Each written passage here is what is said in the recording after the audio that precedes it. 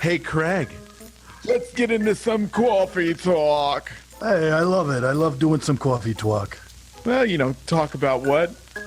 Dogs, daughters, whatever. It's coffee talk. Coffee talk. What we want to talk to you about today in this riveting episode of Coffee Talk, we're going to talk about the 4 major elements of an insurance quote. Oh. You ready to dive in? Let's dive in. Okay, so premise of this is we've always said in the agency that when you talk to somebody about insurance, you basically need to treat it as if they're your good friend and their girlfriend's been cheating on them and you're trying to help them make a better decision. Yeah. Right? That's what good friends do. That's exactly, oh man. So anyways, so what we did is we broke down the major sections into 4 parts and we related it to the dating process. Yes, because we have so much experience in that.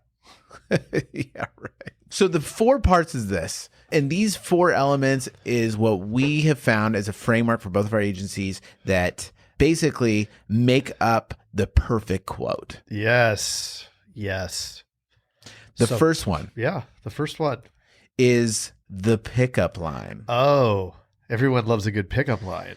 It's that first initial connection because the bottom line is this, is most people are going to want to eject the second they think that there's some sort of telemarketer or salesperson on the phone. Right. And even though they filled a form out, what just happened? They just got blown up by 6 different agents.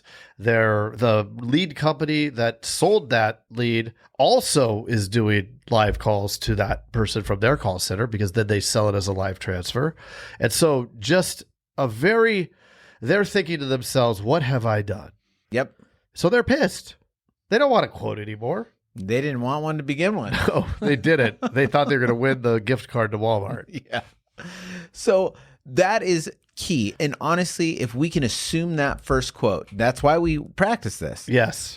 Is because if we can get them to do that, I guarantee you that they're going to get 50% more quotes. That's pretty much what we've tracked in our agencies. And it's the number one skill, especially when you hire someone new, that you got to teach them. The assumptive quote, it's really what we call the first sale. Yep. You got to sell them on the quote. Yeah. Well, you're paying all these money for these leads, right? If you're buying 100 or 200 or whatever, however many leads you're buying a day. All these money. And there's equity in these leads. Yeah. If you're working them properly, but you bring somebody new on and they go through 10 leads, I mean, that could cost you quite a bit of money. Right. So if you're buying a $10 lead and you can double the amount of quotes, you're probably going to double the sales, which means it's more like a $5 lead. Yeah. Who's paying $10 for a lead? I know. That's crazy. That's another cool feature. Oh, it is. But yeah, so what we've done with our teams and then with daily drills is to create that consistency because your producers, first they come in and they don't know how to do it at all, but you don't just learn it and set it and forget it. It is a skill that has to constantly be practiced. Just like baseball, they're going to go to the batting cage. Even the best hitters still do batting practice because if you don't do it, it wears off. You lose your edge, you lose your confidence, and then adios. Amigos. Yes. So that is the first part. The second one is the first date because after you got that pickup line and you got that initial connection, it's time to take them out on the first date. Which is pretty much the connection. And this is where we're gathering information, building the quote, but we need some pieces of information. We need to somehow build a connection because before we go into the next part, we have to establish some sort of relationship. Yes. You have to get them to trust you in a very short amount of time and also appease their desire, which is quick, easy, cheap. Right. So we're meeting them where they are and hitting on all these things, but also slowly moving it to a little bit of a slowdown to create that connection. What are a few good questions that we ask without giving away too much, Mr. Jason? What do they do for work? Yes. How do we not get this every single time? It's crazy. Just from that, it opens the doorway to a lot of other opportunities that we don't need to go down those rabbit holes, but finding out where they work, this is what people talk about. Right? And not to mention, if you're having downtime in a conversation, you can talk about someone's work. Yep. It opens up a whole new door of possibilities with a conversation. Sure. Yeah. And what do you like to do? Right? Any hobbies? What do you like to do? That's it. Yep. And of course, you're going to find out who else lives in their house and all that kind of stuff. Yeah, with their family, man. You got to know if they have kids and stuff. Yeah. I mean, that changes the game in the quote. It does. And you have to find something. You'll find some sort of personal information peacefully. It can be peaceful. Well, peacefully asked that is going to then create something that you can talk about. So even if you don't close on that call, and hopefully you do, right? We love the first call closes. But if you don't, now you have something that you can work on when you get back, when you dial back and talk to them again. Yep. But first we have a couple other things we got to do. So now we have the pickup line. We're into the first date. Once we've been dating for a while. Oh, well, we're going to propose. We're going to bring that proposal. And this is what establishes you as the expert. Doctor Insurance. The doctor of insurance. Yeah. So you have to have this part nailed.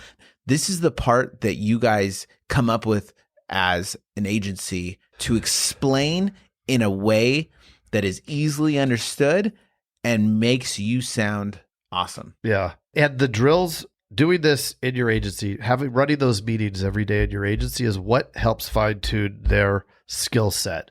Back to that batting practice. They're getting pitched just like in baseball. It's coming at 90 miles an hour. It's the same thing. You're talking human-human conversation. The person's in a hurry, and they are quickly coming up with reasons not to do it or don't want to talk and this and that. Your team has to have the muscle memory of their mind to be able to respond lightning quick to all of the different things that can happen in this conversation, right? Yep. But creating the script in your agency so that you could follow a pathway of conversation. You're going to at least direct it so that you can get to basically the same types of answers every time, which makes it much easier to train on and much easier to develop that muscle memory. Yeah. So when you have those coverages down, now you're pulling in pieces from that first date of their family, of their work, and you're relating it with the coverages and everything. Uh-huh. And that goes to the proposal. And then the fourth part, which is really continues the proposal, which is out of the doghouse. Who let the dogs out? Who let the dogs out? Who? Because we would need to overcome those objections. Yeah. Right? You were dating, and now they're putting up smoke signals. So you need to get out of that doghouse. You got to. And there's only a handful of the same ones. Like everybody wants to know, how do I overcome objections? You overcome objections by practicing overcoming them. Yep. It's really more of a strategy to it. It's not the exact thing that you need to say. Uh-huh. It's more of the thought process of getting your team used to talking more about the objection instead of just accepting the objection. I don't have money. Okay. Right. Yeah. My team used to say, oh, well, they said they didn't have any money, and I could tell they're price focused. Right. Well, yeah. I mean, if you let them go there, then they are.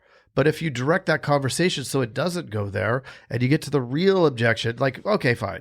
If they don't have money, they don't have money, right? But they're on the phone talking to you about this. You have a chance, right? They're pitching you the ball. So try to hit it. Yep. So that's kind of the four major parts that if you practice these every day, different elements of them, then you will have the biggest probability of selling this policy. Yeah. Not to mention, you are protecting your investment in your leads and in your most important clients, which is your staff. Yeah. It reminds me of this morning on Daily Drills. We had one of the producers brought up, what was it about Social Security? Oh, yeah. Yeah. So she said, well, but I get this all the time. And I thought it was really interesting that she said, I get this all the time, right? That somebody's on Social Security, they have no money and they won't move beyond whatever, her presentation to give the value. And I thought that was very interesting how her mind went there, right? It probably happened a couple times. And because it happened a couple times now, if they say Social Security, she's already identified this person has no money and won't change what they think. And you can't go into these conversations and apply something that happened over here to what's going to happen here. Otherwise, you're really cutting off your chances of being successful. You have to go in with the highest amount of energy and follow all of the skills that you develop every single time. It's like bringing your best foot forward every single time. No matter what, because no matter what, people, there's a lot of human error in judgment that can happen. And if you want to protect your investment and your leads and everything, then you want them to give 100% every single time. They'll have more success. You'll have more success. And that is how you win. Yeah. It's that thing of they don't want to be disappointed, right? So they don't want to go really hard on this one because they already kind of think it's not going to work out. So why put the effort? I don't want to be disappointed. Yep. So if you need a little bit of help going over this daily and having someone help with your team, drilling them, we came up with daily drills and look on the social medias and stuff. Yeah, you can find it. And it's pretty cool. Yeah, live. Yeah. So those are the kind of the parts that we want to share with you that we've found are the most important parts of the quoting process. Yes. And that's a coffee talk. A coffee talk. It's a coffee talk. Hey, Jason. Yes, Mr. Craig. That was another awesome episode, wasn't it? Mm-hmm. Well, if people want to get a little bit more action and learn how to do write 100,000 in premium off of even the worst internet leads, where could they go? They can go to live.teledudes.com. Ooh, that sounds exciting. Are we going to be there? Yes. It's a weekly call that we're doing right now it's live, and it will show you the process. The entire process is super awesome. I love it. Let's do it. Let's do it. Sign up right now, live.teledudes.com. live.teledudes.com. That's live.teledudes.com. Hey, Craig, there's a new community that we are starting that I cannot wait to tell everybody about.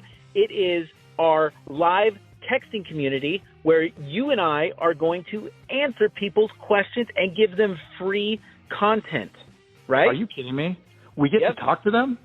Yeah, which is awesome, but they have to opt in. They have to text us at 520-214-2219. That's 520-214-2219. Nice. Craig, are you going to respond to these texts? I'm going to respond to them for sure. Live. I'm into it too.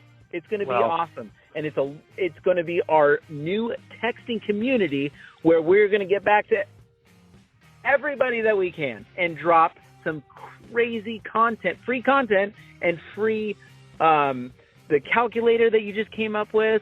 That's right. The calling calculator, sales material. I mean, everything for insurance agents. This is it. It's the best texting community out there for insurance agents. Well, what the heck is that number again? I can't remember it. It's 520-214-2219. That's 520-214-2219. I love it. I'm going to text it right now. 520-214-2219. All right. I'll see you later, Mr. Jason. Bye, Mr. Craig. Wait, do they even listen to this on the radio anymore? I love it. I love it. Nice. All right.